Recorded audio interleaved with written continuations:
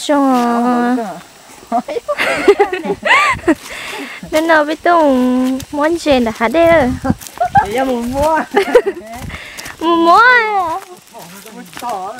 nên nào biết tung sẵn chuyện là hả đây bé chị lên à chị lấy gì cho nó lấy gì cho bỏ biển nó ô chả cú thầu chị lên liao nó biển nó mò lúc lúa cơ mà đó đi mua gì vậy lồng tì thế nếu bỏ lồng tì lồng cho lấy cái mỏ à ý gì có blau đi cái anh có mỏ giờ cái mỏ cái giờ ý ha của chị mất nó đi mỏ chưa hậu nám à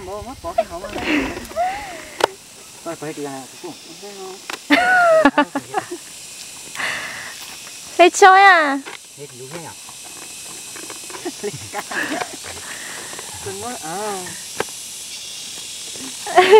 tưởng mất chè chỉ cho lồng tin à ơi tờ thì mua tê cho khổ lùi mua tờ tát la gì cho khổ sữa mua tát la tiền lấy cho cái mà lấy mà nuôi chả đu này cái chín là cái đu ôi cho đu mà số là thôi phun thôi yêu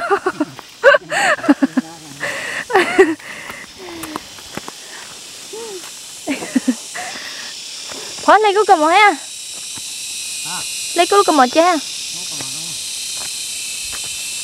để chia sẻ trả bên nó chia sẻ trả bên nó biết không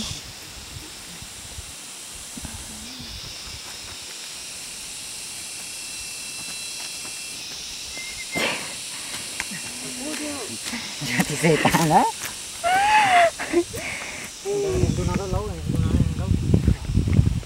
nhớ còn dần dần nữa chả có cú và chúng muốn ná có sữa à nổ a ra để á quỷ sát té chứ chỉ lấy sức nữa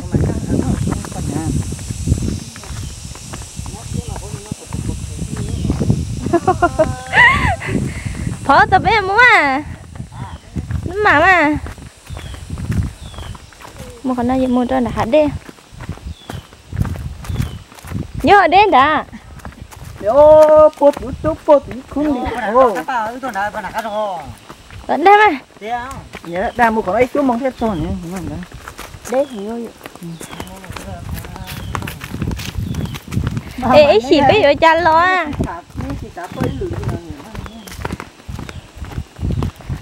ê em đánh nó chỉ mua rồi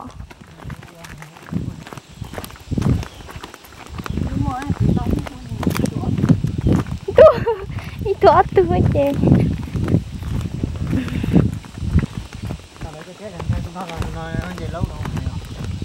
lần trái là ở lúc đây một tháng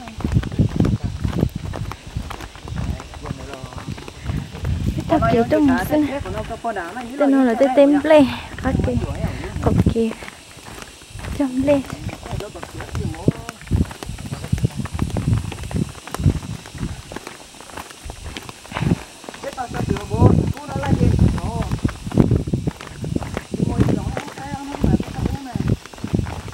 ý gì rất xa nên mua to á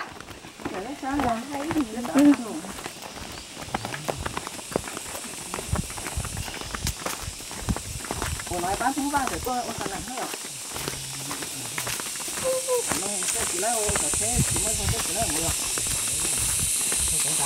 ôi dàn xa luôn đi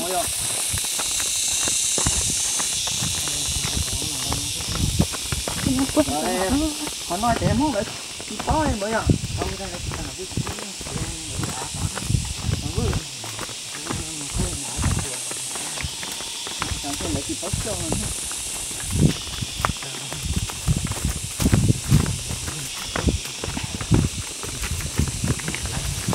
thật quá đồ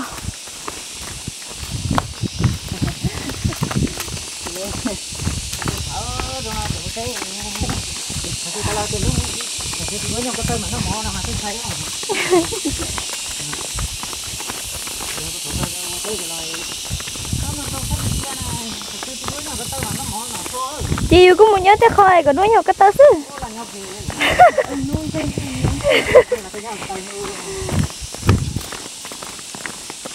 tên sai thì chỉ nhớ cơ ớt thì rồi cái thế nó là một cái tớ là mình phải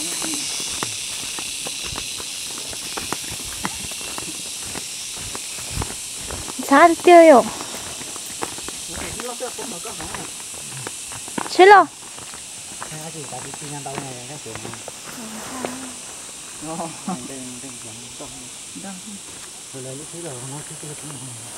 mà được số nhiều này hả? Thì cái lò mà đâu cái mà nó cái lò sao nó chưa có không vậy?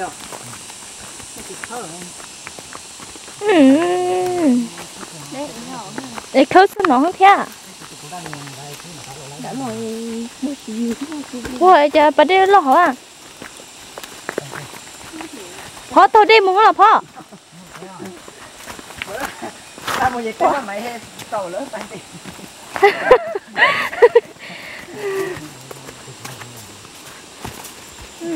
Cái tụt ta đi hả?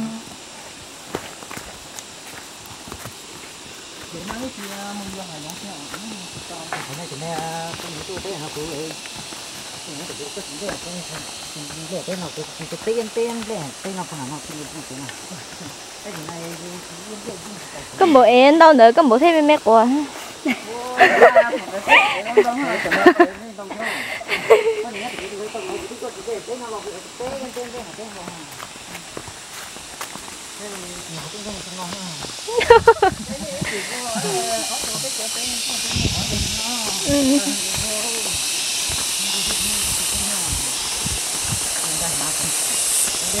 Trừ hạt để lo.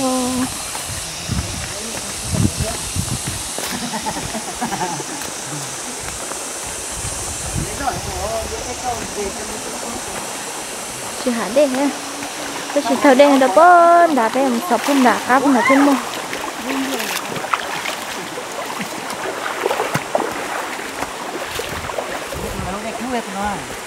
Hả? Đi khu? Đi khu? Cua nhá, nó mà to cua. Đi khu? Ồ. Nó giờ tụi lo tẹo giờ là đâu đây ở biển nó. Vui không à? Đồ đặt đây nó. Nên chia thế à?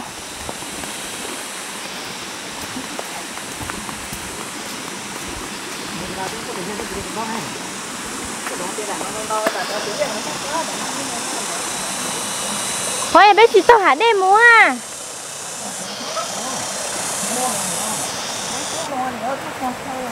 Hay mua hả đây mua? Nhiều.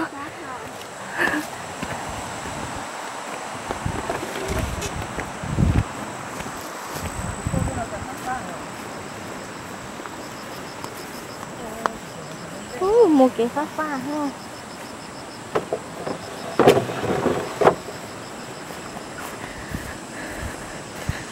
Bố tận nó liền chả cú nè.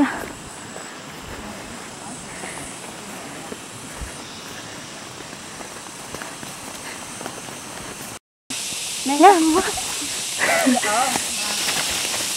Thế mà đây chỉ ta lăng à. Ô, chỉ ta lăng liệt kìa rồi. ôi chưa chưa Wow. Nhá, mua con thay đua. Wow, rốt tê rồi. Nếp lưng rồi. Tao lên liếng hả? Tao lên đó thật hả? Bên thập phong của tê hả chúng một ta lăng đây. Cái rồi. Liệt tia bữa rừng gì nữa không? Bả. Ca câu vậy. Đây biết thêm con bò sao? Nó tao. thay kia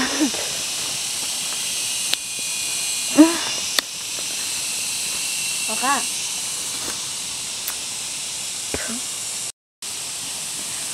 Liệt tia ta lăng. Ta chỉ đến liệt sao? Chỉ ta lăng liệt. Thấy cái có gì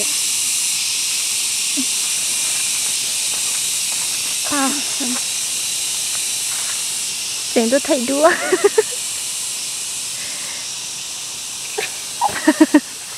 đó hả mẹ đâu thấy chứ không mẹ ủa chúng mình sân đấy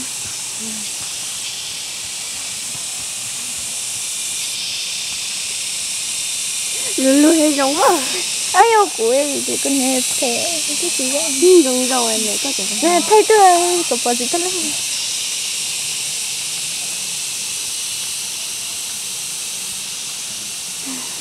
sao vậy thì tất lên biết sao hả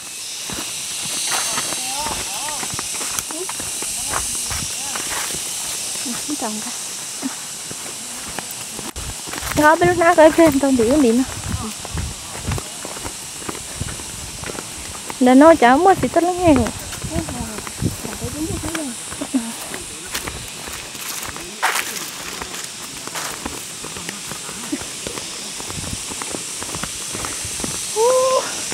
chưa rất to quá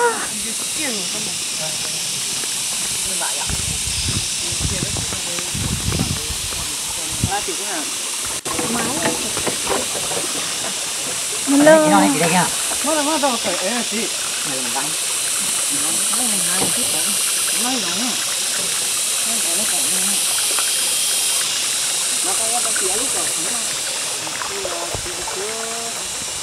dư tiêu rồi Cho lên. nếu lo lắng rồi thì không mua nữa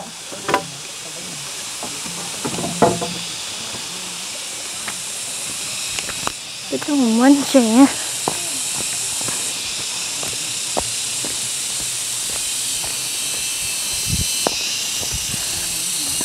ủa sợ đi tia ô hắn chua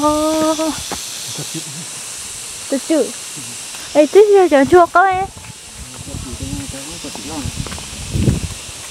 tôi bỏ cái thứ tới với nhau chúng là nói là chứ muốn cho có non khen cho có thua ôi chị tiêu cái hàng này rồi nhớ phải bé ha rồi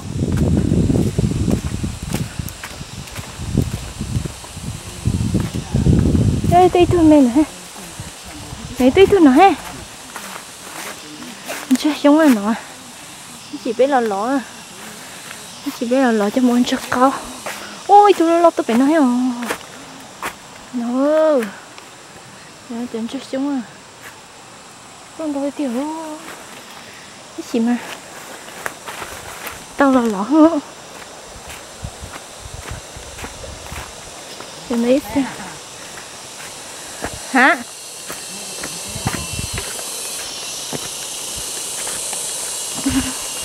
ô tôi kìa chút xuống à chút xuống chẳng chút xuống mà lắm mua bị tiết kiệm mà lắm mua kỹ tại sao tuy tôi này tuy tôi mày nói ha hả ô tôi ăn đâu nữa nó lép luôn hơn tao là lọt tới luôn muối Một tông cây rồi mua phải lên. Một cái hồng gì? giờ cái hòn đá chứ bông á Cho bà thủ hả? mua Mấy tụi bà tí tới để bỏ mua này chị chỉ hả mua bà mua lili mấy tụi bà bà xanh mà. mua tụi bà lili hết bỏ tao mua gì Kìa. Kìa ở tấm tơi. ô sao sao mua tụi bà tao chỉ tao mua hả ô giờ này giờ mua tao cái nữa đã nó sợ sợ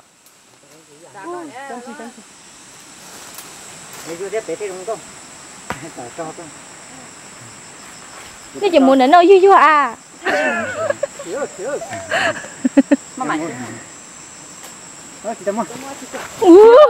chị tôi lừa muốn nè muốn nè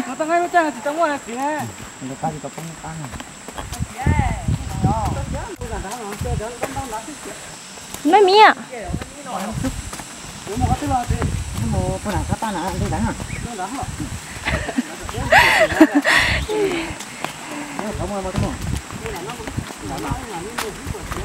nè tức rồi em bây giờ à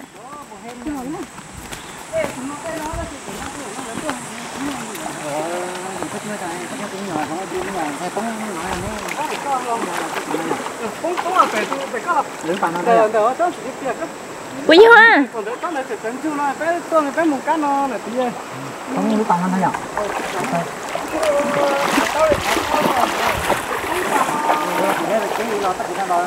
Em nói gì để bố cho hay hả nó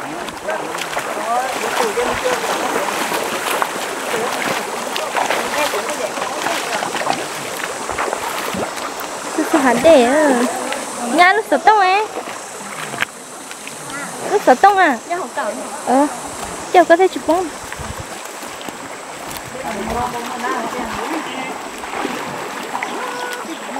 bố có sao mình đi mà ôi ơi đi từ từ tôi đặt đây làm gì wow wow wow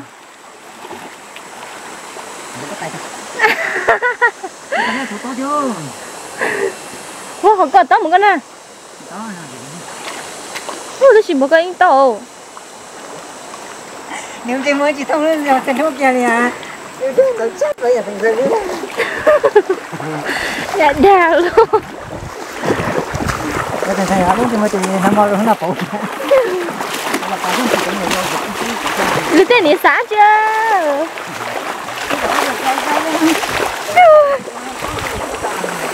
mày mua chi giá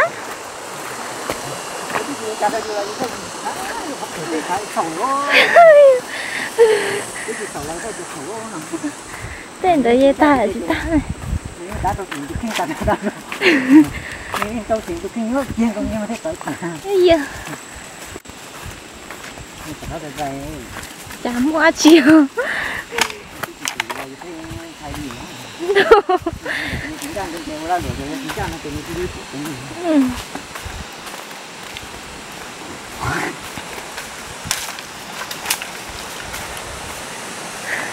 mùa hạ sống mùa rồi ra mà rồi nằm một phía này giờ nó để phía đây chị nói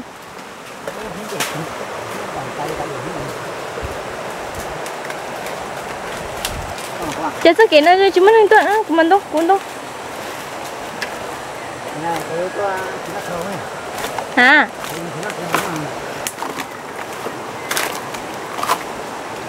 sao kể nó dân của chúng mình tuần à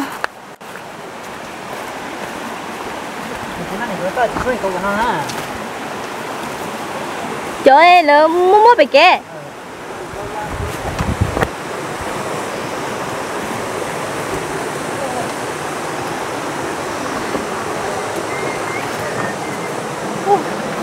cái câu chuyện nó lo cơn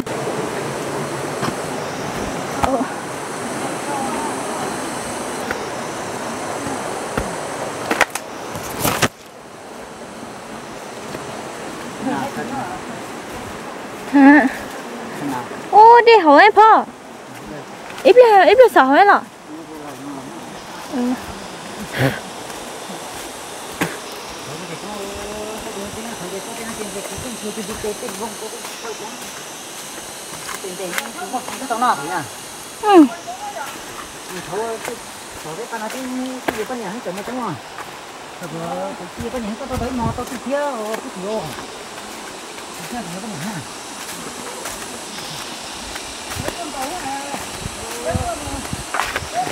bé chi lành ra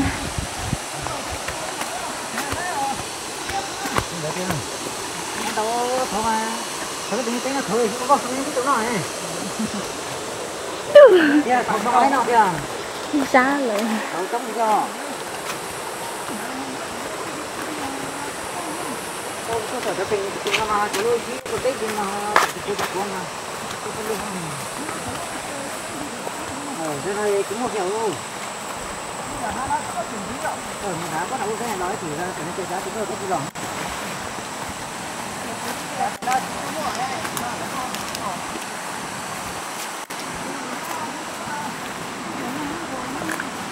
cái hạt rong xí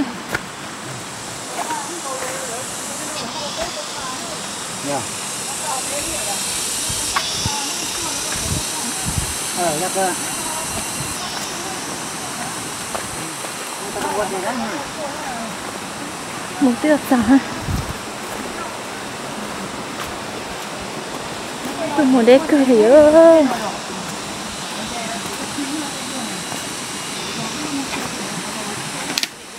ôi giờ tôi đi hoa mẹ mẹ ồ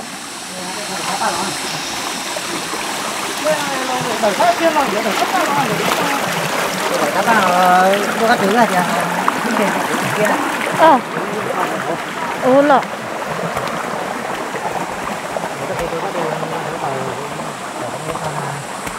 ừ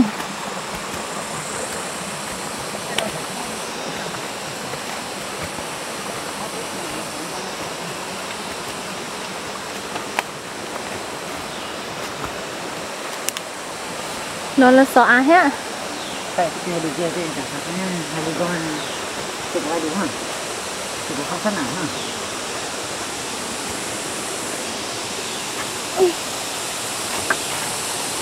tiêu ôi tôi chỉ lấy cái chết sẵn à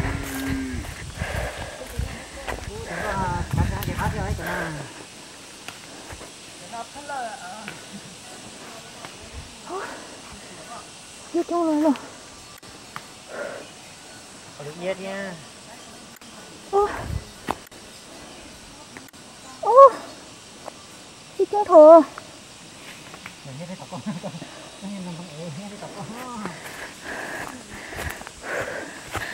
à chị là phở thầy lên cho nó cái nó ngồi phía này thế tổ ha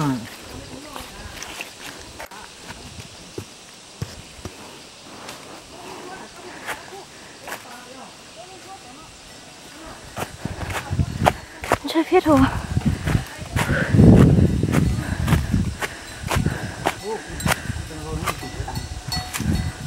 khoan lên thứ lúc sana cho sự bớt xía à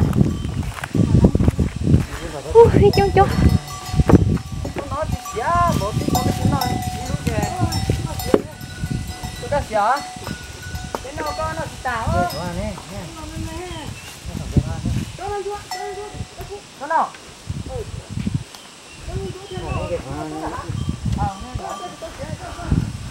đi gì mà mía chở lên tao bớt sợ ấy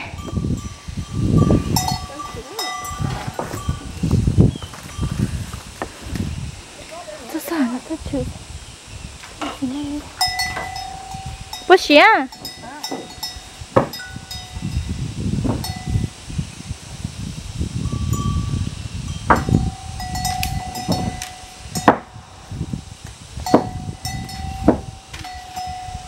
con tàu cái bao khó khó nữa thật ra wow phía hầu phía tàu có lọ phía chỗ nó thì tạo nó sẽ lăng luôn nó lại đi sai luôn à những nó tàu không có cái sợ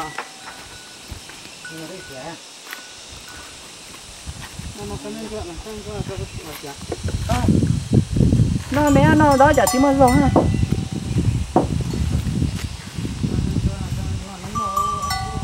mà tiếng anh mà đi nhà chị ồ đó tao nó có bao nhiêu đó xuống rồi mà mi nhà mà mi lẩu mà mi chuan mi nhà ừ à mà mi nhà được khó hơn cho khó chứ cho chuan nó chỉ tầm mỗi lúc phải có xé vậy chứ xé cuối ô tôi muốn nhún đâu à sẽ gì gì chút xí mà mi nào mà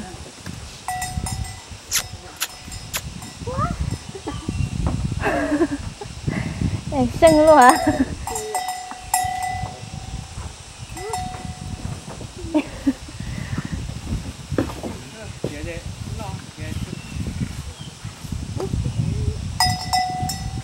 đừng có số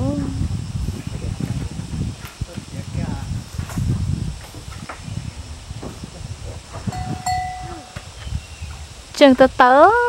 Đi là có là cho nó kẹp tên luôn rồi. Ừ.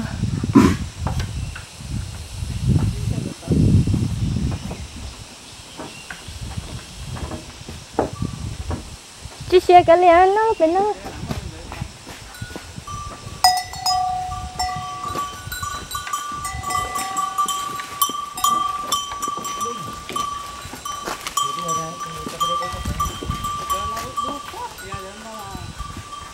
Nên là đúng á. Nó vậy đúng không? Động.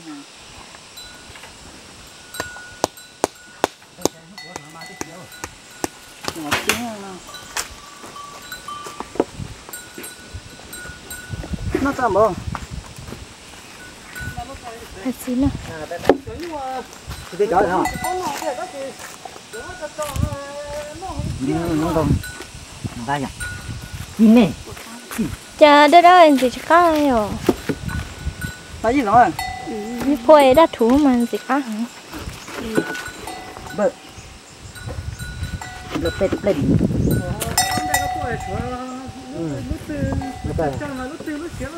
Tao là bóng bị bóng này hay không? Đã nói xía để nhung nó từ hơn nữa. Ôi nhỉ, không có bây giờ. Ô nó lo nó bọc khởi nó. Ba. Hết sự rồi. Mình giờ như xin đầu tài chỗ mình chỉ nhờ mới giờ cho nó. Giờ tôi tao hả? Tôi sợ nó chỉ Bao nhiêu nó. rồi? Giờ thể mình chỉ cho hồ. Được chưa? Tôi nói để tới cho cũng này. Nào. Tôi nói để tới thắc đi rồi. Thắc ai rồi? Chỉ có tí nào. Chị đã đâu còn gì chứ có gì? Giờ lúc đó người ta. Một xếp. Nó tới đây phía. Cá cái Một nào. tiền đó. Lúc đó tao. Tí là lúc nào hả? Lúc phải cái thịt cá này lúc phải cái món lúc phải cái lòng. Đi luôn. Cá đây cá thịt. Nhưng nhà nó cái đây nó có chúng đây chứ nhưng nó tao. Không mấy tuần nay cứ thả luôn nó chơi như cái phép rồi ha. Đợi tụi bự thế bỏ.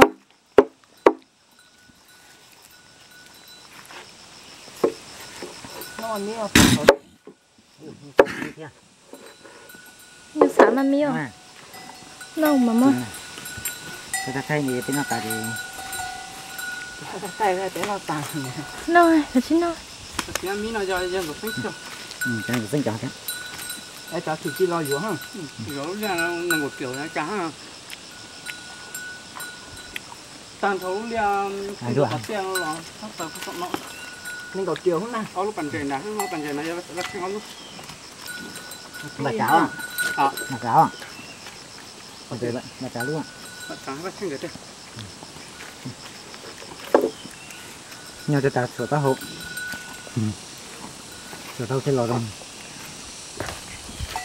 Không nổi như nào nữa. Ở làm lúc mà mi phai. Mà mi nặng. Mà mi nha. Mà mi nặng. Mình là mà mi nha thì đồ mình mà mi quên nữa.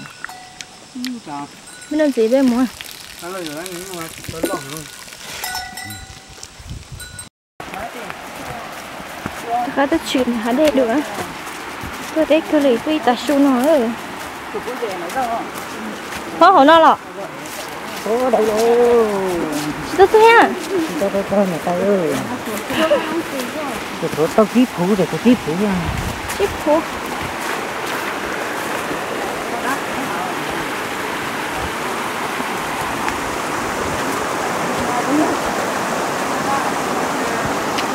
Ở đây rồi. Mà nãy rồi, thì nó đó. Nó mà khui ra thì nó. Cô mà khui ra thì cô. Mất đi hả? Nhá, của lúc này. Nhớ. Cũng phải là đi tại đây tao hả? Cao nhá đó. Cái mà mất bằng này. Có rồi sắp thì Em ở đây. nó cho rồi, nó có đó là Có số một đây ra đi mà.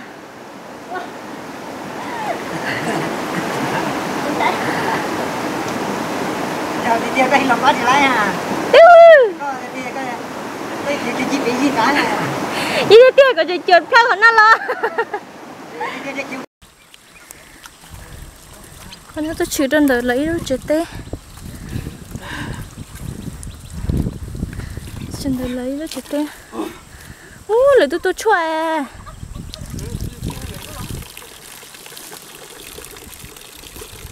của nó là nhá lau chỗ sổ bây giờ không có hả kia ha đó wow em mua bén nó nè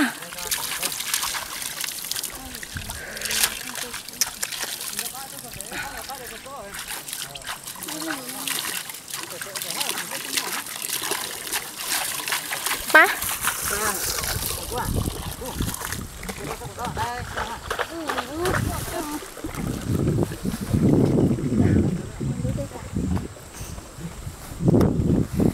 thật đấy nó ô bộ tao nó nè lên nó lên nó này rồi cái tôi đây còn tê phê nó là mà tế phê tê rồi nó tê đây nó còn tê nó rồi cái tê vậy con nó ôi thằng đấy chỉ là chỗ Nó đây đây là chơi đi ra tôi ô chưa có đi nữa mà một chế nhá rồi tôi chế đi rồi thôi đom leo nó tạt rồi muốn đây tôi cái số nó mua hoa sáng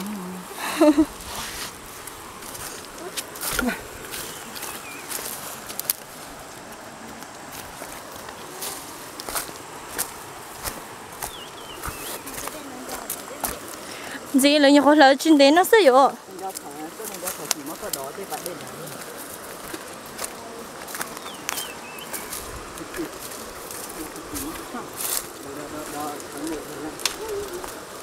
một đây chết làm có thế chỉ nó có tổ hai nó để ra cái lúc chuyện nó ta kịp hết tí nha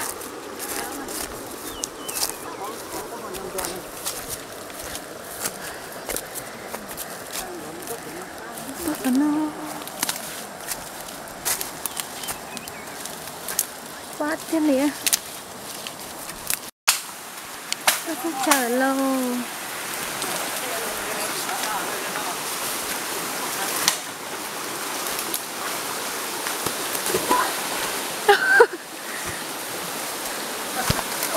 sao nè núi gì à không đây là cái nó là không à chun nó chào không khác vậy hả cái con trắng à đấy không bây khác giờ gì hả cái con trắng à khác là gì hả cái chỉ là con trắng sợ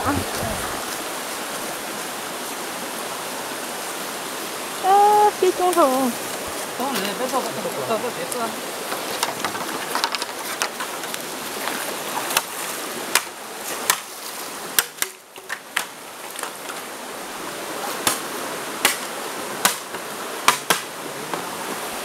nhiều phía mà trúng thổ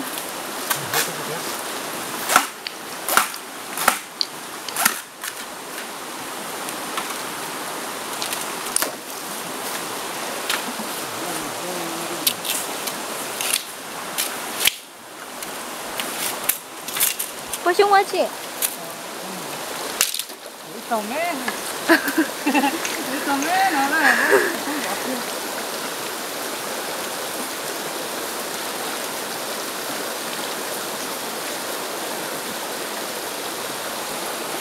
cho nó no rồi sẽ lại đây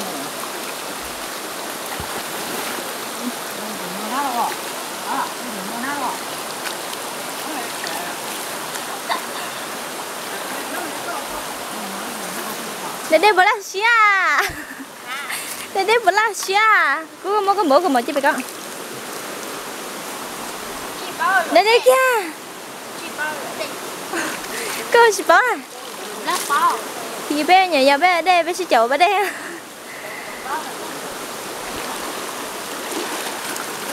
sao hả đây gì đây đây à không thể không không thể đâu bây giờ mà chả phải tuổi mới cứ chọn tiền nó cho một cái anh họ đây à nó thì tiền nó chính luôn cô có không đâu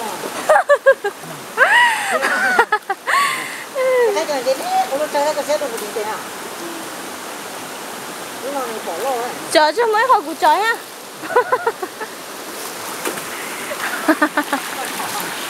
chọn cái trái cân nhẹ thôi. Mua chim đã con à?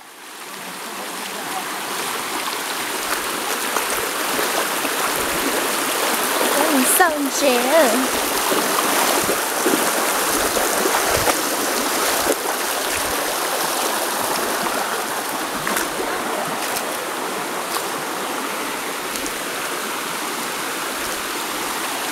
Đây chúng con đi tiêu đây rồi.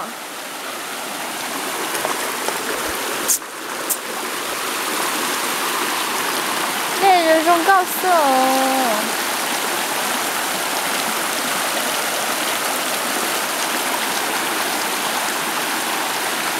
Đây là đi xí xí. Con đã rồi. Cái xe là chọn chế. Chọn chế chói nó chứ.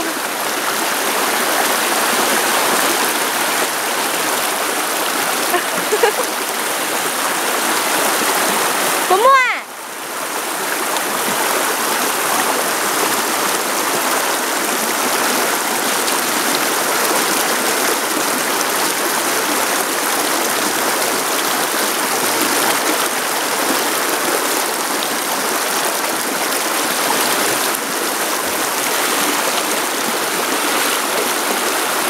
Thế chọn chế à?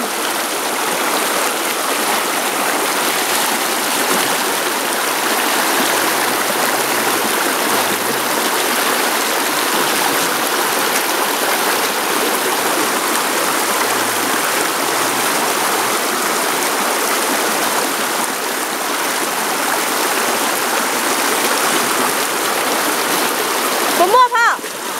Bố mua à?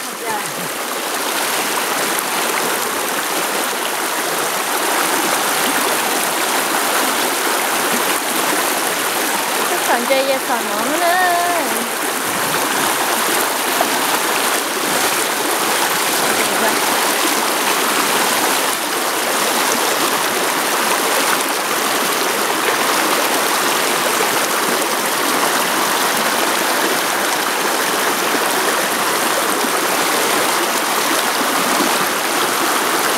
Đi lên rồi, chỉ cho nó lưu đi.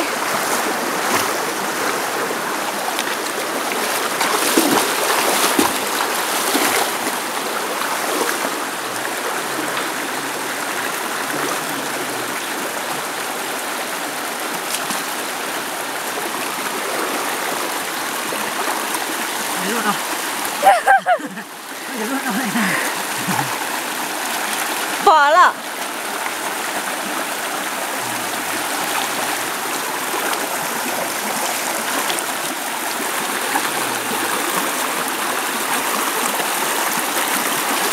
bỏ了。到这里。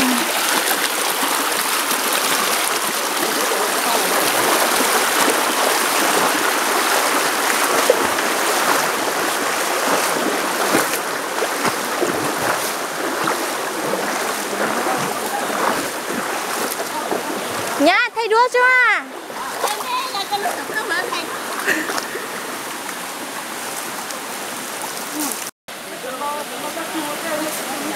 Cái nợ luôn bà, chú anh chế ơi. Cái luôn bà. Chú nó tập kia luôn bà, chú anh chế. Thấy anh chế còn chế rất là muốn này. Đua lo được rồi.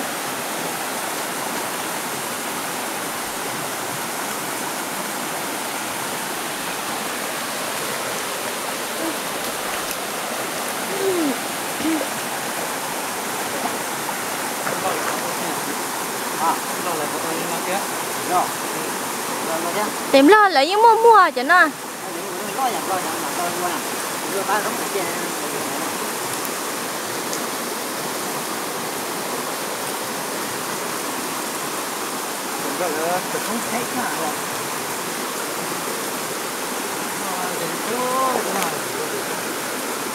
Thì bé tụi đi mua chú. Nó chú thì tụi trong mua rồi để hay như vậy. Bé một thở tụi bé tụi ấy. Là phút rồi. Phút rồi thì có để hả nhỉ? Mua hả? Mấy tụi đây lo lên được cá chứ thôi. mua chung bồi à cái gì để nó đi cá cái chua cái tiếng là chèn chèn nó chèn cái gì rồi cái gì nó đó chua li bé chua li đâu có ha bé hà chỉ muốn chuyện đấy à nó hết mà cái gì mà cái cá hà chỉ muốn chuyện đấy à nó hết mà mua mà cái gì mà cái cái ấy à để nên mua bữa sáng đã tôi chưa sao tập bé đúng rồi cái đây không có đấy là thế mà cái gì cái gì bồi này cái tao nói cái gì đó có nó chỉ có cái gì này thôi cho bé cho chị cô đất cô bây giờ có thú này nha hai bé cô đấy cô đây bây giờ cô nó tấp nó chỉ có cái gì nữa ấy trên hơi trong đó mà nó xít sợ chứ mà cái đây nó ui nhiều kia lắm sao bỏ đây ép đi chứ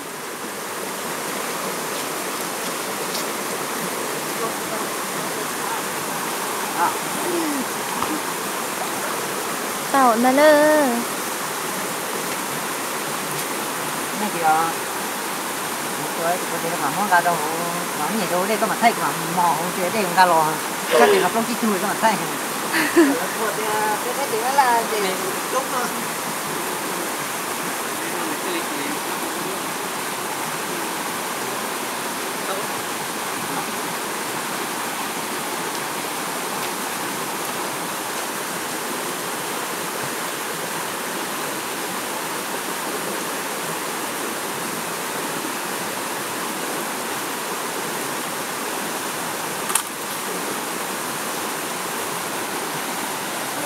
tàu ấy à?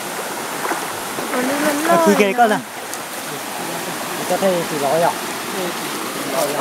cái bắt đầu chịu ở đây à? Cái gì đấy thì nên nó không sắc. nó lúc chung chè chỉ có đèn chè lại thôi nữa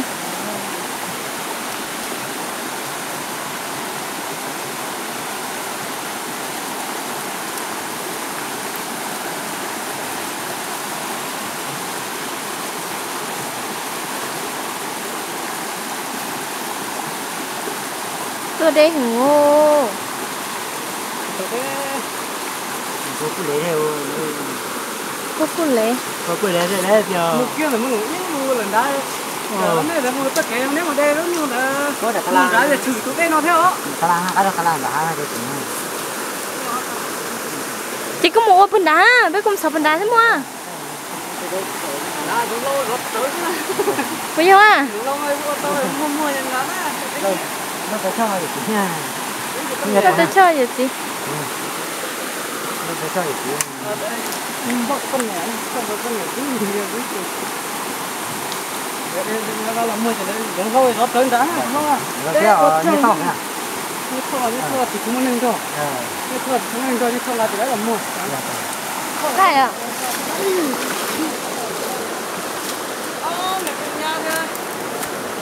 có ly à Yo con tú à, yo con nhẹ tú chi, yo con nhẹ tú chi, cái đó nhau này. đúng là không hiểu Không cái yo con nhẹ thì nó cả, cho yo trên thực chất là tôi nhẹ quá.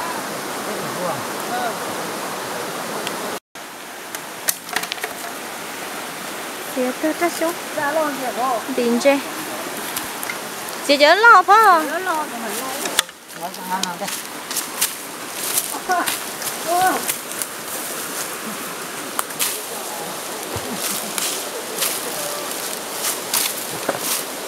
chị tôi tắt xuống điện chơi nhà con đúng rồi con chụp cái vào đây tiếng là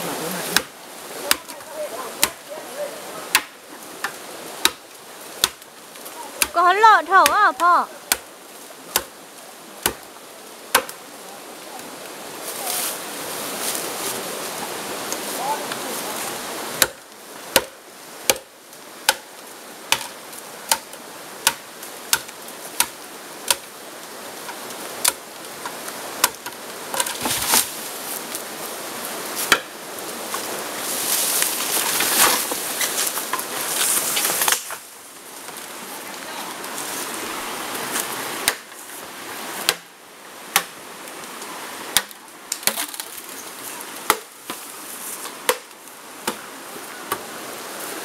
giờ không mò có ha giờ thứ già không đi à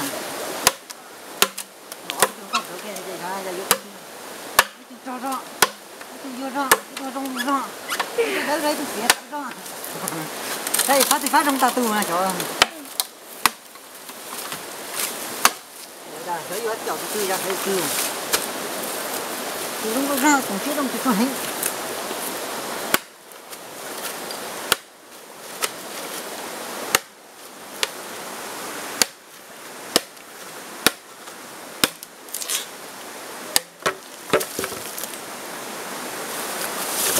giờ giặt có ha ủa giờ này cho giờ chỉ sao àพ่อ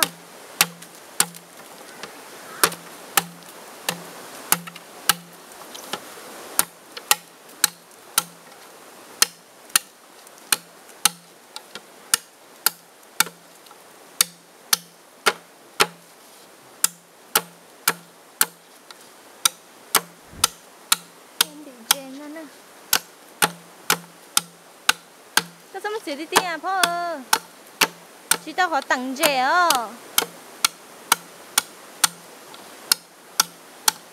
sao mà xịt đi à ha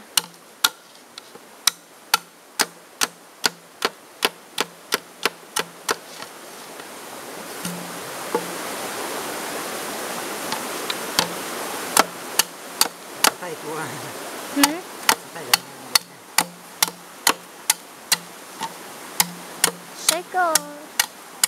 rồi tơ ta sống ở đỉnh trên ha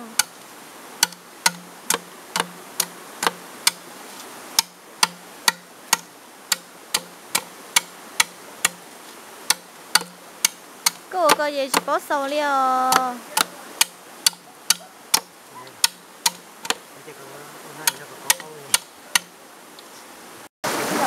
nhìn trẻ lo tầm khi nói phao đi cháu ô con ha cha cả tấu ha tấu rồi vừa cho tấu rồi cái hàng chế đấy nó có khác thế nào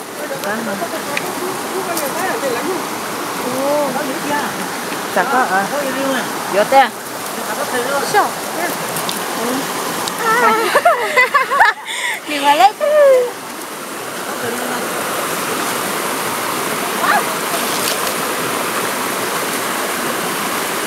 nè chị nói lôi chị coi nè mệt quá à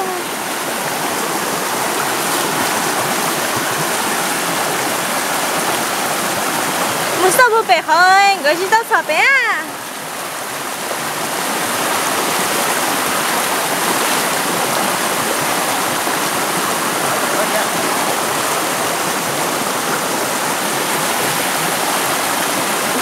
만드는 거죠.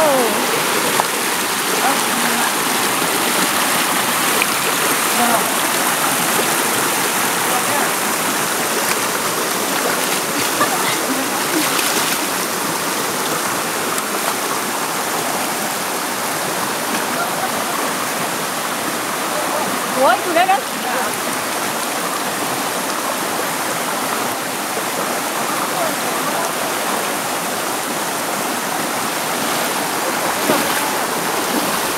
sợ tí tu ha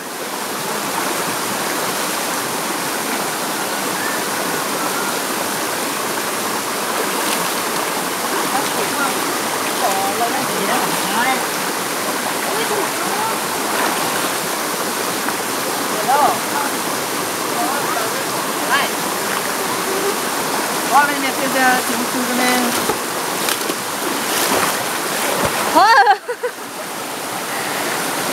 cha sẽ cái gì rồi bố mua à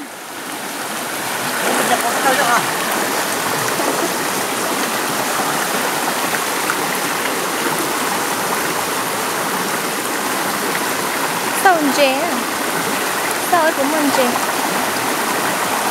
ơi cái gì đấy ôi giời nó lo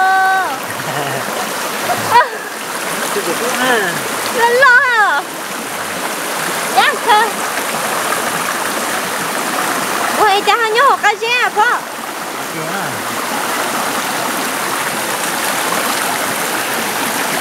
เสี giờ cuốn dây ha.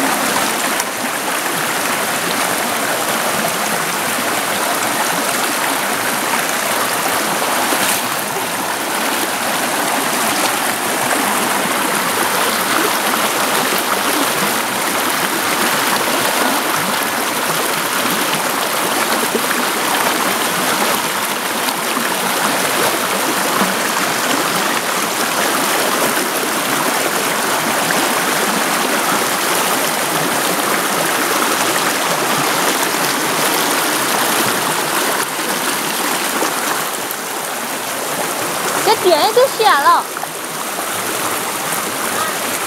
Chết chuyện. Cái nhất trần là chuyện luôn nhé. Con chế nó sẽ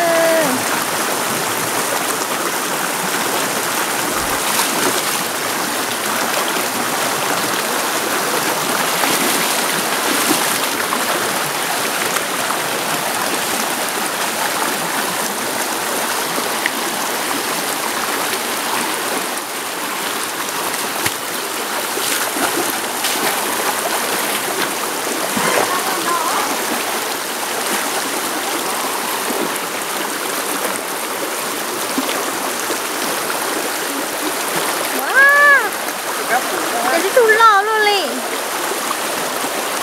Nó lọt vào nước mà. Đến. Cắp của có hả? Cắp của khơi chứ lò. Thì cắt đi đi, thì đứa chỉ sinh tự nhiên. Mua cắp của đây rồi. Đừng thay luôn, này con có cũng lâu. Đừng thay. Tao chỉ chua tao. Chỉ muốn món.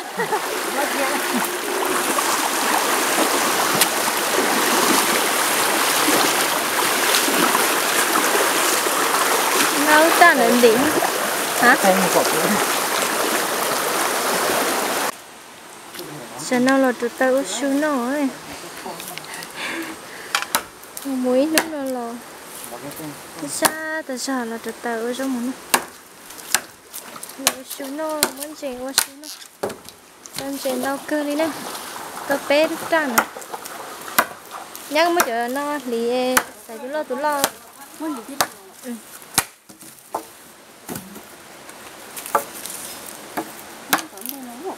Hả?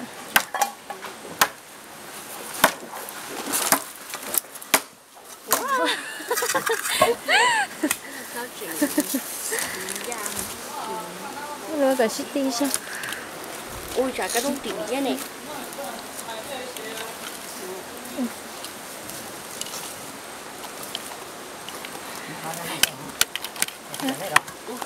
Đi tao lại. Cái đông tỉ. Ôi ôi ôi ôi ôi.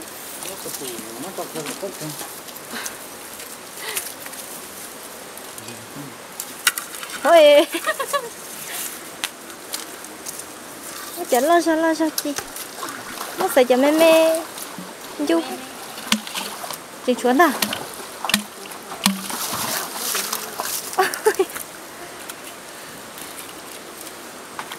Đang chuyển tao cơ đi nữa. Tạm cho nên Xem mà đi.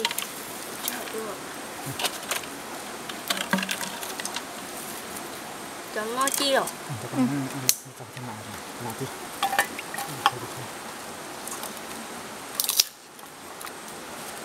Có ít bún được không?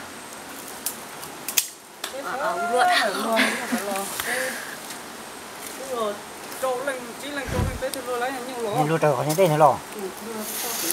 Đang chuyển năm tao ấy.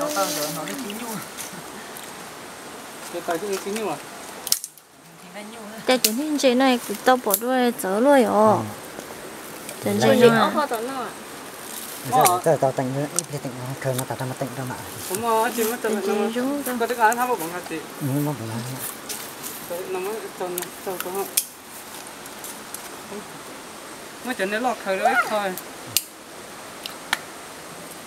Lum lo tại sao?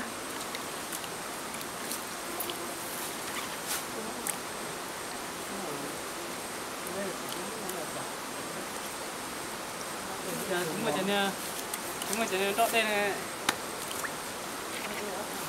Anh chị à. Để thì đây cho nhà cái sao này. Cái sao nó tao sẽ bỏ đâu tao nó chân này đi. Không chơi tự. Đấy đi. Đi chân rồi.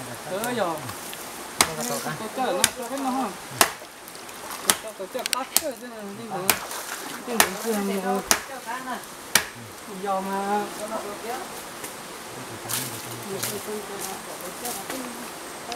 có kỹ nó bé mua lại lọ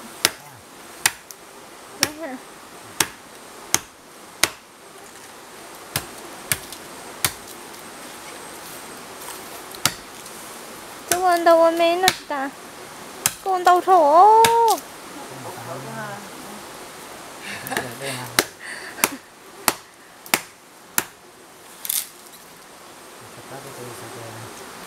chủ gì tống nào.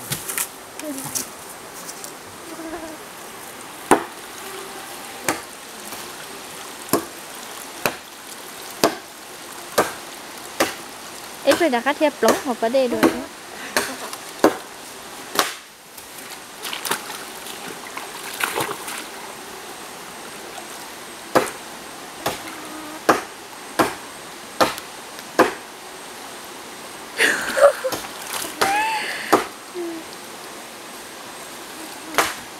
Để cái bữa tôi cái là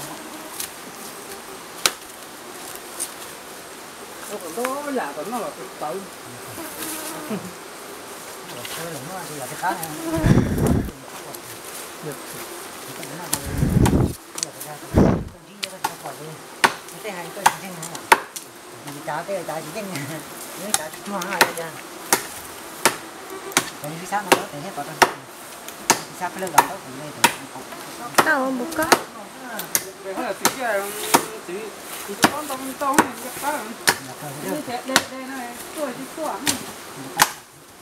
xây giờ họ trả họ họ biết thương gì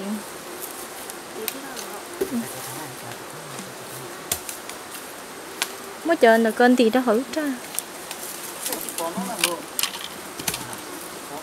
có mình thì hử ra chế này lâu có thể tạm không phải đâu con ở có trà thì tông chủ này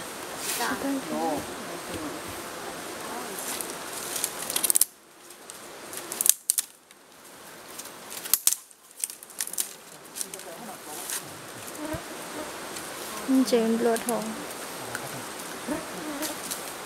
đi đâu họ lúc ra xuống họ phải là đàn nọ à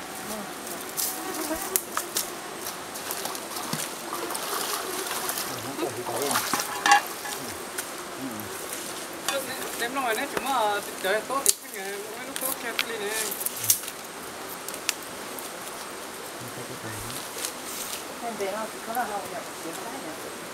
ô ê chi đi cha chi cơ chị phải của kẹo có phải thế cả bố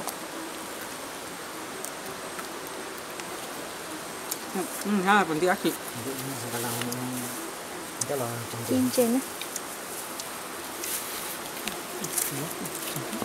nhưng mà cái món gì của con nó khác rồi bố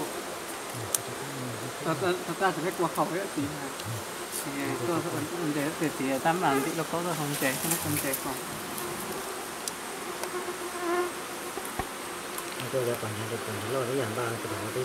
nhà mất ra bị có lý lên đấy chi lên đấy chi nó xả lắm lên đấy nó là nó không từ năm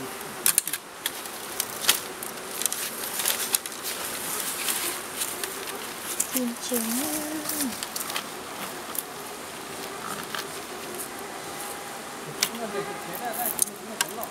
chưa trở lại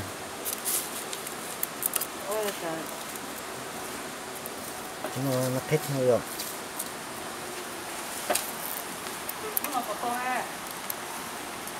đúng không?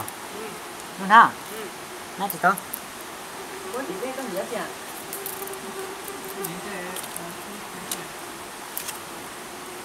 Có khổ cái nó không?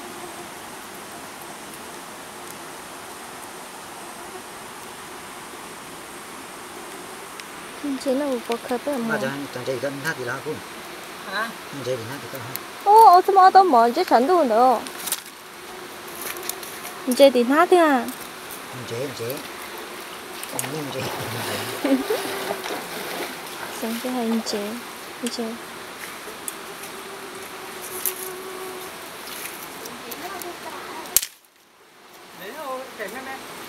mẹ ở phút thông đây 3 kg nào là gì hả? Cái chầm bỏ á, chỗ nó chỉ có lo thì không mò Dạ. không mò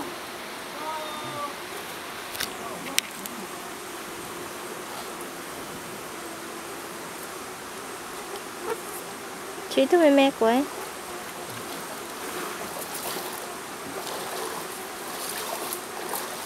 nó dài kìa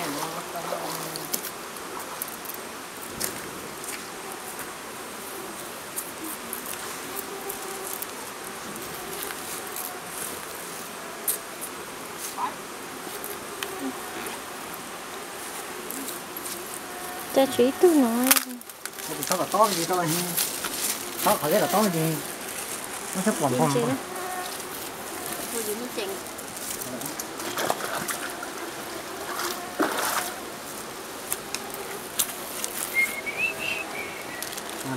Ăn chế chưa rồi nhở? Chị chưa sao? Sao muốn chị đó?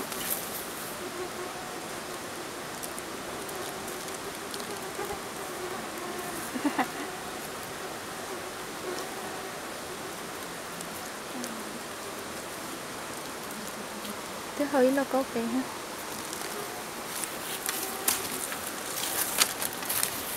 Lâu quá rồi.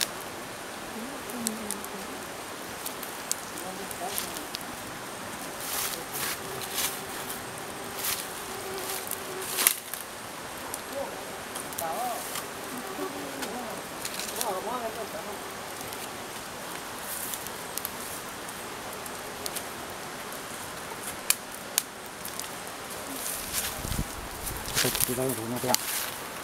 Chó. Nha cái con hình nó bọt đó.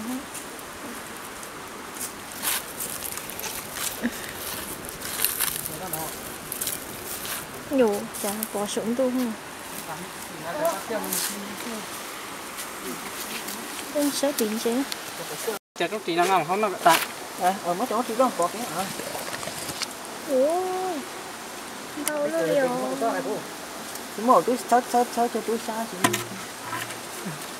cái đó tí có trong trong nó nó bạn xeo tôi bạn xeo vào trong sau nó Chờ tại nhân nọ. nó mình tí ra hồn nào ra cái có tí áo tôi nọ tí Ít cha này đồng nó thả. Này cá này cá chứ. cá này trong đây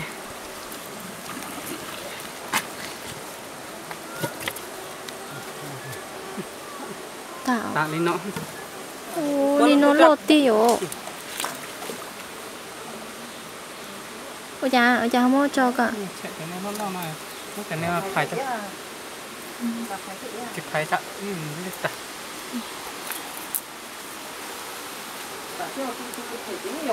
Có chín gì đó. chỉ là bạn xeo nó chị là cụ nó tụi nó hết tập phải cho nên nó lưu sẽ chai cho nó Con đâu thế? uốn lo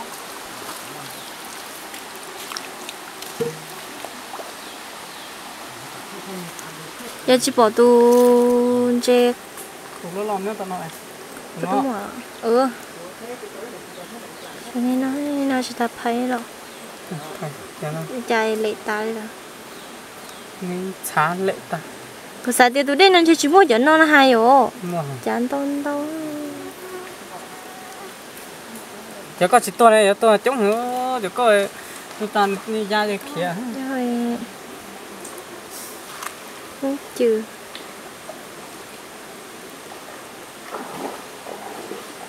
Chán mua. Cho nó mua lên tầm kia nó mà khá trang cho nó. trời bà xeo nó có chỉ có mà chỉ tay ha con chỉ có bông tá Cá tức là tua đấy xì. đúng rồi tại hả Khâu ta liệu. Cục sẵn. Đâu vô.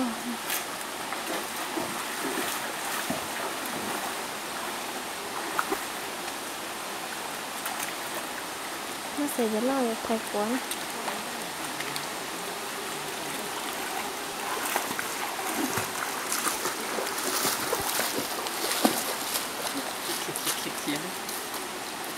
Cấp phụ.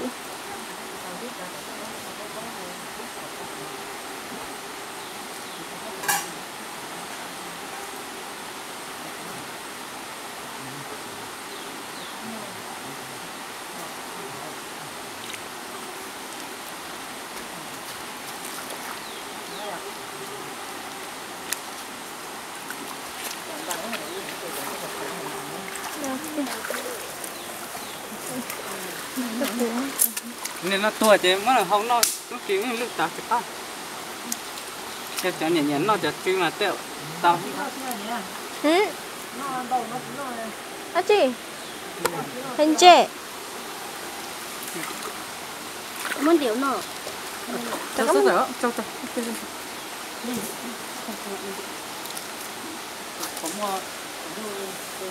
cho nó lo nhất của nó phải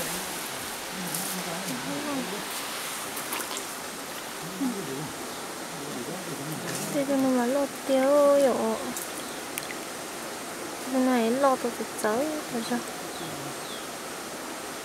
một là cả tấu á chặt xấu luôn chết cá chặt tôi thông thì cả tấu à lo ủa đâu biết câu hết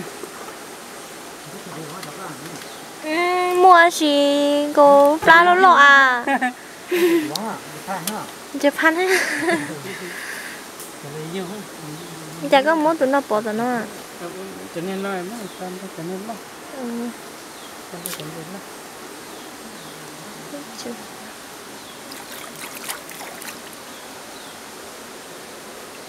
sao tao cứ thế này rồi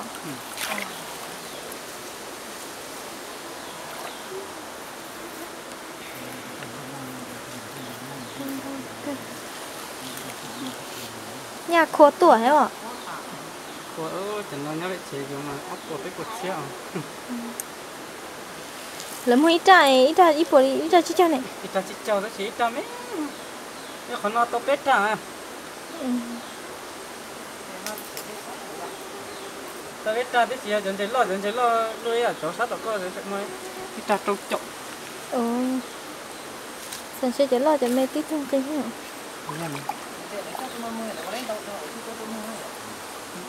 trang được có tôi muốn lý hết rồi ít ta có rồi ít cột xeo uống chỉ cả mua nó cha chân chân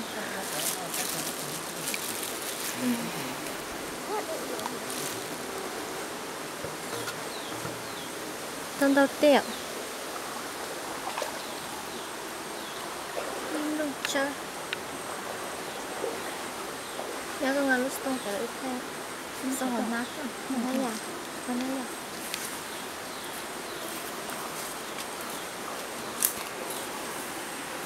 kia nữa đu đen nè cái là cái tàu ô xíu nó kia nữa đu đen sao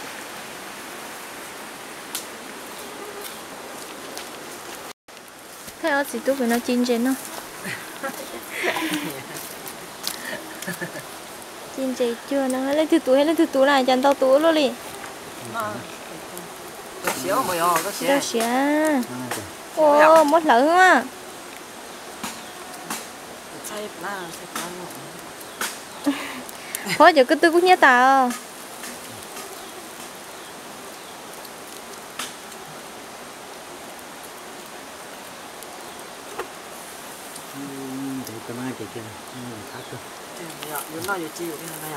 vậy ơi dùng bông bò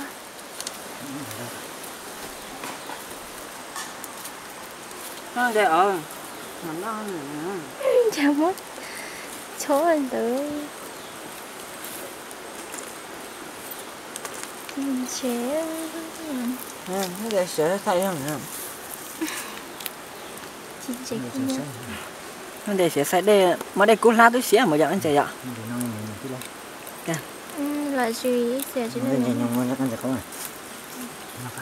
giờ câu nhung nóจะเขาอ่ะ câu ở trên hơn tháp bao à nhá cái gà rô thành chế chi hả ở chỗ nó đeo mà đeo mà luôn đeo chín chế nó có tua đấy đấy tao cho nhá ô là đặc ăn còn nó sắp phải chiếu Chúng ta có thể trả lòng.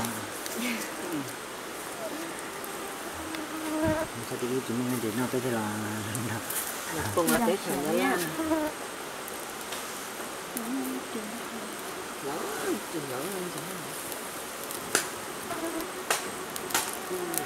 to hơn rồi. Thế à? Trái tao có to ô chị cũng chưa có đấy đã à chị tỷ chúa hiểu tí miếng mà đi cho chị lo mà chưa hiểu cho chị lo rồi nó cá cao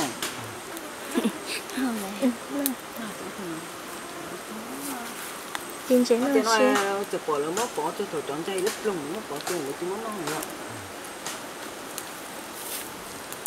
tan thôi thôi tìm mất thôi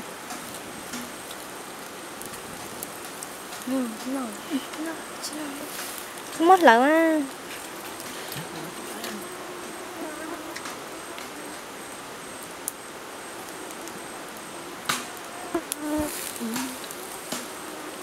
có tao mang tiền thì nó chứ đây là chín chế nó cá con có biển lo là chỉ mua tròn chay đó rồi à mua nè đúng không chứ đây là chín chế nó đã có chút đi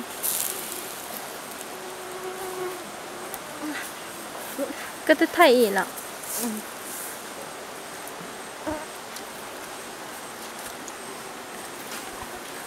à bà tiêu tôi làm tết tiêu yêu thằng bồi om cả bà tiêu nó bằng này yêu bán giấy hay rồi có gì không còn đây ngày hay không à tôi này tôi đồng chí tôi này cha mẹ我知道，我你弄啲做嗰時，我弄啲做咩咗？Đấy, 都嚟啊！ giờ cháu nó rồi. 做嘅地方不帶，所以你哋傳統咧， sơ 當 tra 然老闆當 chín 咧 chế 就呢陣就不多，呢嘢就多人就咧，當然我就單壓大啦嚇。 Nó có thằng em xem tấu à. Mà còn có chị ơi, gió mua đâu là họ kỳ kỳ đó, không mua kìa, chỉ mua là có họ tán nhân con tàu thế nhú kìa. Giờ lớn mua hay là mà cơ lò rồi dùng mà tà lý chả cái liền đó chị, cái cả người tự giờ không ra gì, cái bàn gì, kỳ cái kia ha, cái tu thế nâng cổ, cứ tu thế nâng cổ chi, nâng cổ thế nó hầu thế tu thế chi trâu Đấu à, đấu à. à. Đấu à. Đâu à? Cái thứ chích chổi chứ lọt hồng rồi đấy có.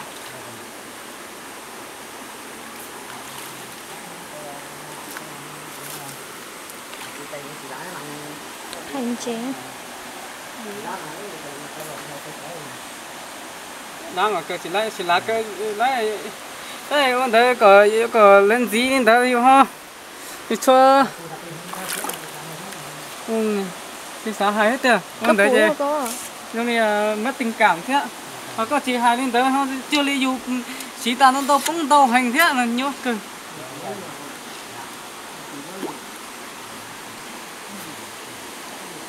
nhưng mà tại nếu mua này là các cái tôi là dùng ha cả liền này ta lấy trả cả liền ha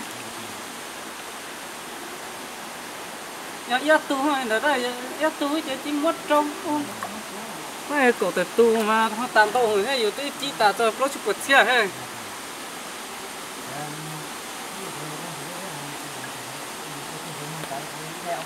nó còn chế tiền còn Có tư. còn chế Cái xe đâu bộ. còn chế các Cái rồi thế ta rồi. Chỉ láng ta. Một kỳ nghe là nó yếu tôi yếu mà yếu một kỳ đâu ha.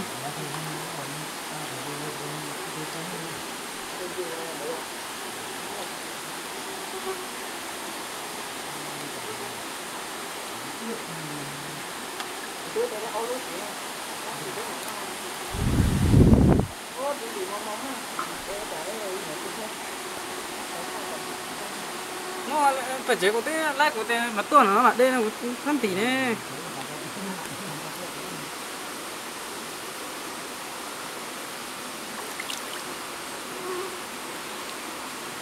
Đây ô lên cái ô này mà ô cha ô là có thế cái chơi đi cha dùng mình tới mà ô để chơi nữa nữa à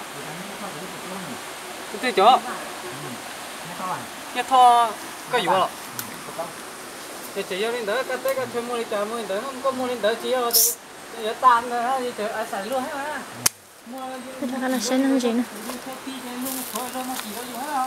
Đấy đi. Nó mua ốc qua đó nhưng mà nó có lẽ chỉ cắt cái ốc qua đó lớn á. Đi đấy tính. Đi lịch sử cho tộc cũng gửi lịch sử cho đi châu này cho 2 chục triệu. Đi lịch sử nè.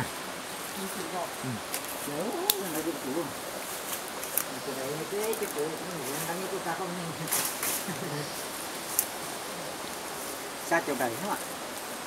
Xa chỗ này 1 triệu. Cái này có chút tận. Một lâu một tầng. Có 1 tầng rồi. cái tí này nó chơi vô tí có chịu lấy để sai nhau mà mỗi rồi Thế chủ thì ta cho ta cho một bé cho này 2 triệu. Cái sen bột cá nè. Cái gì vậy? Sai gì? Cái chỗ này 2 triệu.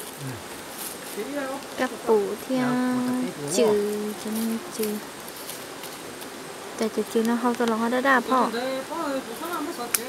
Nhờ cơ. Chế các bù. với đi con nó tí bé tí sai cho chia cái một Thằng thằng đâu trời chua thế lắm. tí bé ta Trừ. Nha. Sao? Giờ thì tàu này thôi có thể có nhiều lấy cho nó có thấy nhiều lấy cho nó chứ. Dạ rồi. Sao trừ? Có thấy đấy chứ. Bắt câu cho. Chơi đâu có. Mới đây đẻ của. Tự nhiên đấy là số đến mấy to á. Tôi đỡ lo á. Ta lên nữa. Đất Nó cho tao này. đó các bù nó đất nó là con nó chỉ mong mong đấy chỉ có nên cho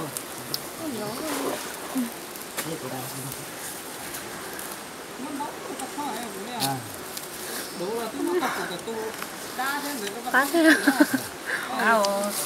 chứ chỉ mua chủ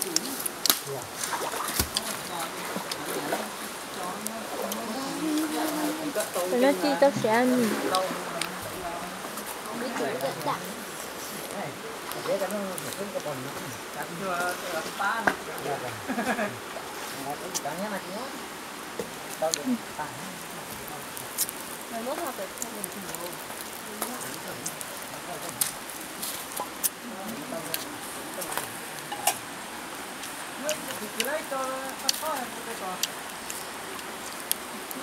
Tao giờ sẽ biết nó mở không?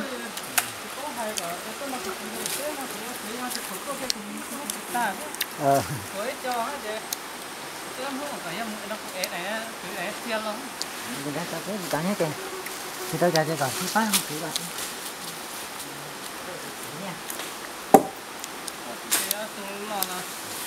Cái mở nó mở này. Mà từ lo ra cho tôi ăn.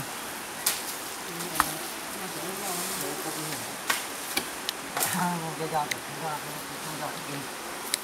Còn nó đây. Tôi để gì của thật lo lấy là bây giờ chỉ tôi chỉ bỏ cái này. là tết lên là kia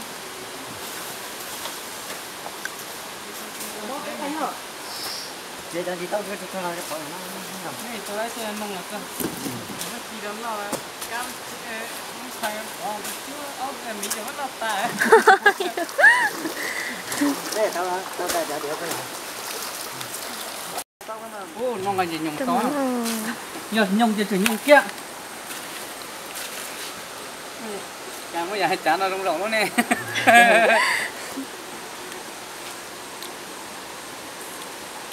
có chỉ tròn dễ tháp phá này có nha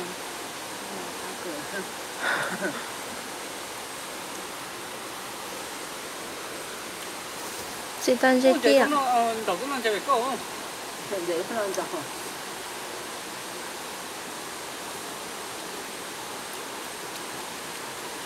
cha còn nó bé mua bò lại à lấy chẳng lấy à đấy cái thế thế có tôi đã xử lý hay rồi chưa có chua bé thôi ạ bé của mua tôi phải đi trong một giờ để cho mua gì để mình kiaซื้อmua gì một cái có vậy nào đấy đúng rồi nó tôi mà lại khác của nó là đúng à nó tôi khác của nó còn nó lọc nó còn lọc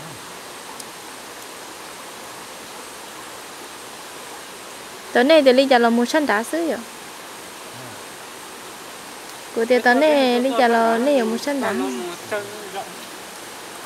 rồi ạ thôi là cái em một tháng đầu lòn đã làm mà tông tóc rồi là thủy nói về một chè ai của chị tua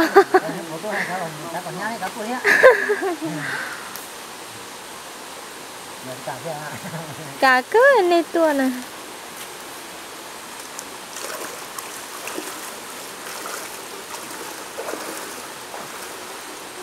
chỉ theo các tăng mà theo các tăng to chạy theo cái các tăng rồi tua rồi lo sao nó các tăng ê giờ này tháp ba thà tôi muốn là giờ này tháp ba thà tôi muốn chơi là tôi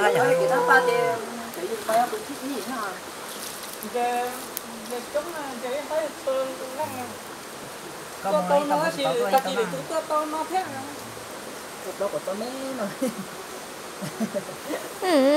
gì vẫn cho nhưng mà cho có tăng nhiều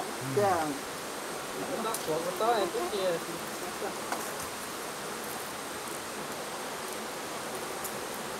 có xiang không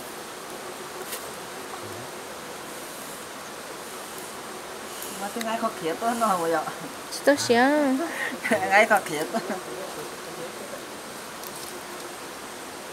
tương lai đấy rồi thì ăn thì phải thì có không lo cũng nhưng phải chế là chỉ là các hạt đây nó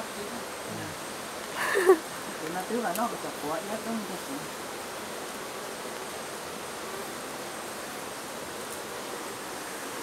phần đấy là nó hơi vắt rồi là đấy là tại thì tên là chỉ có chờ đấy thì được kinh nghiệm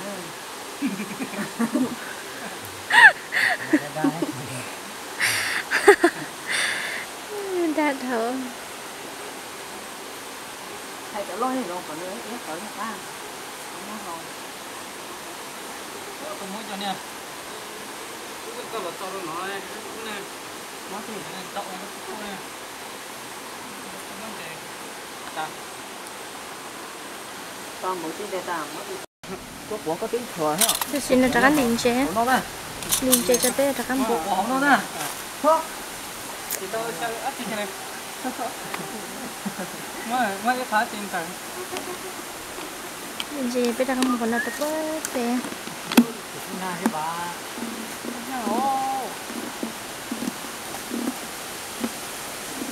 lúc nào lo bé lo to hết nó lo chơi đến tập chế sao lo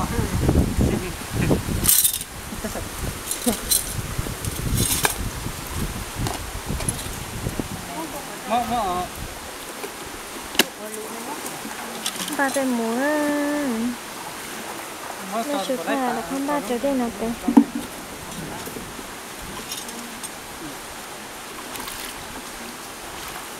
có của đấy hả của mất nữa sao hỏi vừa cuối lên ba ủa chỉ mình nọ kìa có con chế ba chúng mình nọ có cái chụp bớt sao mà à phải ra mình nọ thế nó xem thế gọi ra tớ còn ra như nó cười chút chân nhỉ anh cảm thấy gì rồi anh ra không chưa nói ông tớ mất nói tớ đâu chưa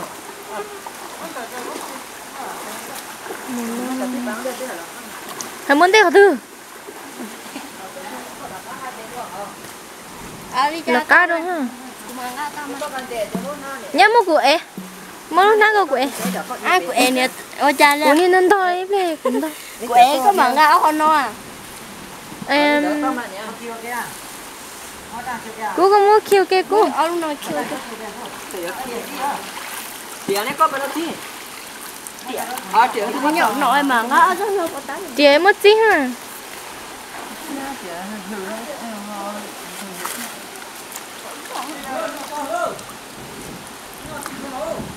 Tất đam mà. Ôi. Chín chay kìa.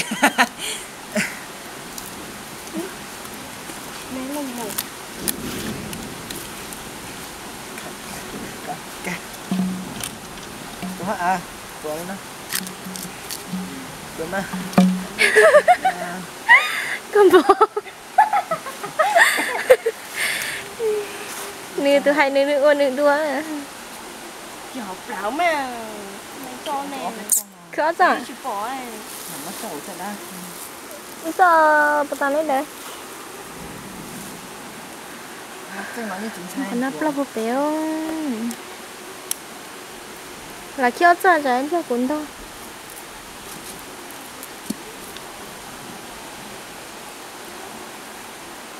Nó béo cho về giá xí đi à, để cho nó trống đủ. Làm Cho chó đen rồi. Chưa. Rất là chỉ lấy con bông. Nó ca mới làm gì cái mặt hả? Chứ một cơn trên. Con nào sao? Có ở đó kia. bỏ đi à. Chắc muốn thuyền cho cho có chắc được. Bắt tay nhá đời xin nhá đời cho thứ hả? Cái lẽ sao nữa ta mà? À thế chỉ bỏ này.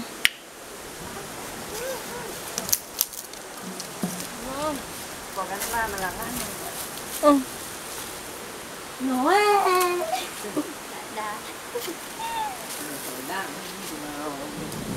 Chỉ lành thấu mà. Bà. Mà cái nó cho kể À, ta. gan được cái chân. Nó cho kể ta. Nè lu gì nè? Nè lu kia cái tao cho à? Cái sợ.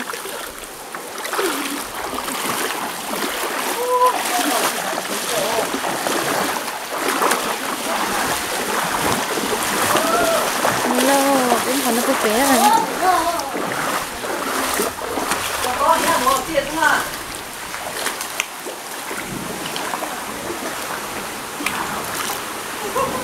Phần nó có bé á. Hello. Không có à.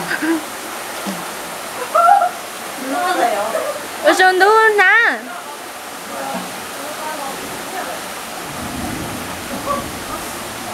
Không đã có bé. Với xinh xinh nữa. Bây giờ xuống đánh.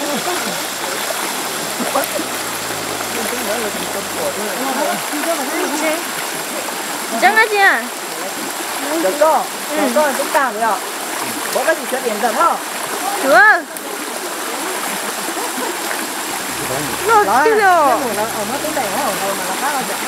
Chưa. Đó bố. Nhà mua trả mùi. Chưa nè. Chưa nè, mất rồi.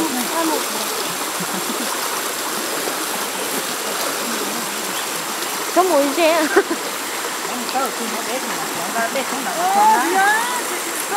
Trong mắt cho cô, ý chơi tao chưa lót rồi hết cô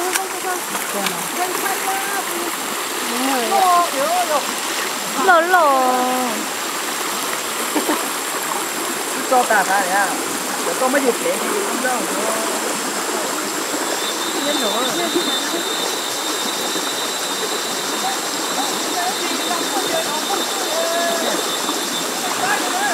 Con trai nữa.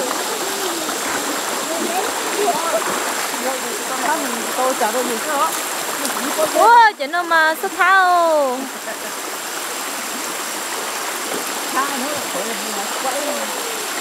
Ra đất ra thì nó ra. Hắn nói biết lòng trẻ. Biết lòng trẻ đó chị mà. Thay nha thì nó nhá. Tôi nhá hả? Tôi nhá nó em nhá. Để rớt hết rồi. Còn nó biết lò lón chưa hả? Vậy thôi chưa nó lo cho tình nó lón chưa? Đừng cho nên để Lợi nát nó muốn đây. Cái tận đấy. Mà muốn đây. Nếu muốn đây là nó đây cần nó mà ngon quá.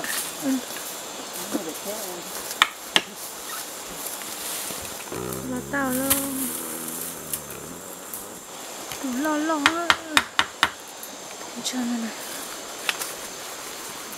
tao lo thì tụi nó lo thì tụi nó hả po tụi nó lo thì tụi nó lo thì tụi nó tụi có chỉ mất té à hả rồi này thấy gì nó bỏ ít tụi nhớ tụi này hả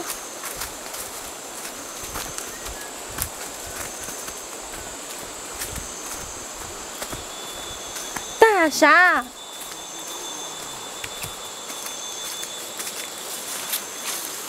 Nhớ ơi tôi chưa sẵn làm cái à?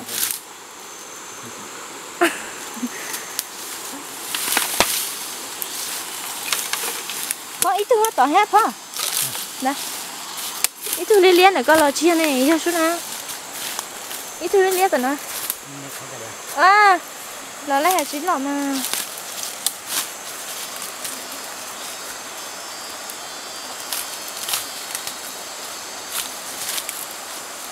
Tiếc cái hết.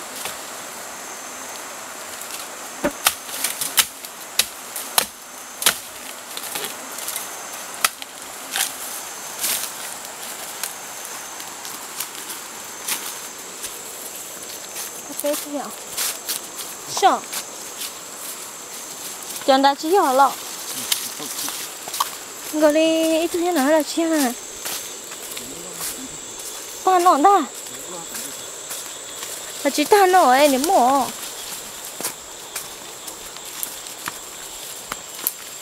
lò chơi thì là một chế thế này mà là tính cho hắn nào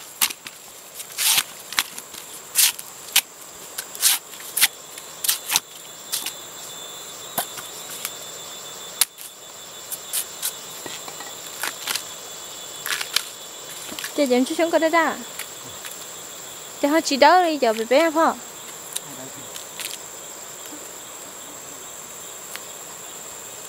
Tụi có hết lo.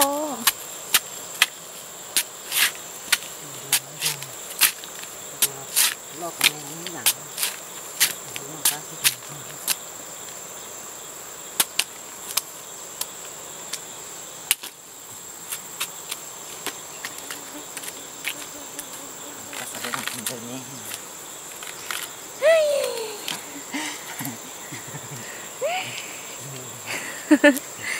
Chào cho mình nhưng mà tới đấy chắc chắn rồi. Cho nên tôi phải chứng kiến cho nó nên tới đấy đi theo. Sao hiện giờ chúng con nghĩ thế mà. Tập theo lo chỉ ra được gì khác chứ.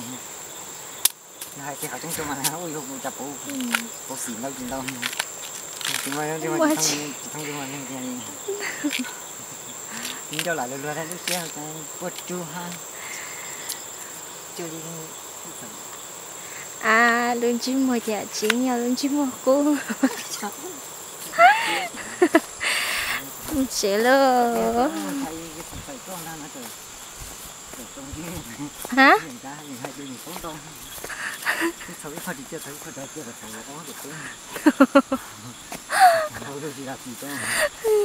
ôi cha ơi chỉ muốn thả cái là cái lúa khứ cha hết tao nhớ muốn thả cho thế nên đỡ ôi ơi ơi ơi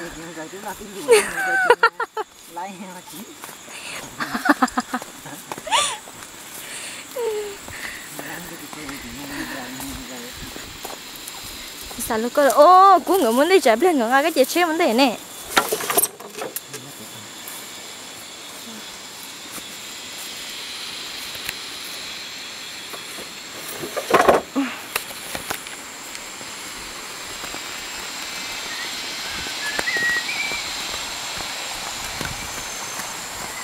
bên đó như chúng muốn chơi à po bên đó như chúng muốn chơi à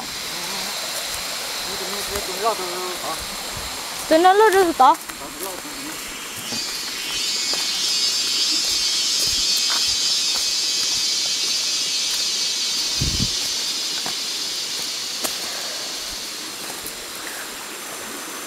là cả nó tía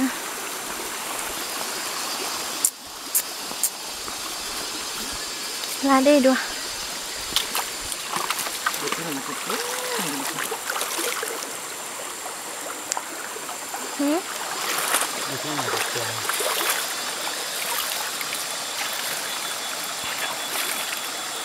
tên của nó cái mùi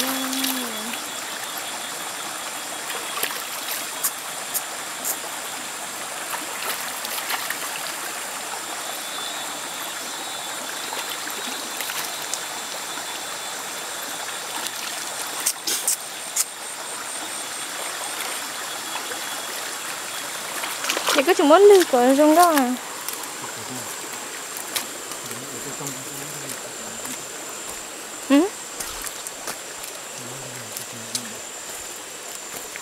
chúng muốn đi của trong con cái gì nè sao chị mới chùa hả bé tôi nói con gì cha chồng cho có hiểu không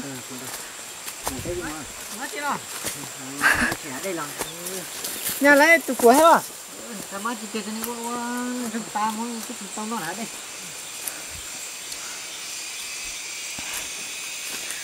bé tôi nói cha chồng cho có cái nói cái hiểu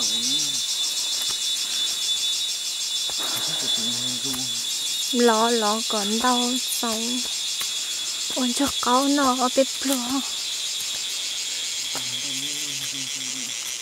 hả họ tới chọn đồ này chắc tôi mới chả ấy tôi không bự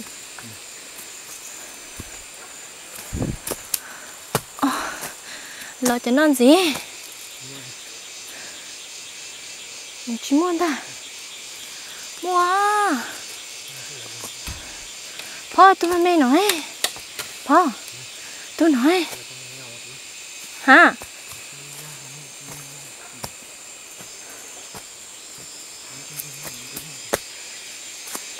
你摸的天啊哦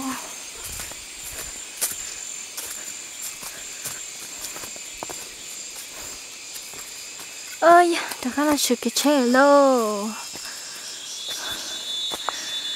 吃个菜的是蛮的到看高里呢人家到里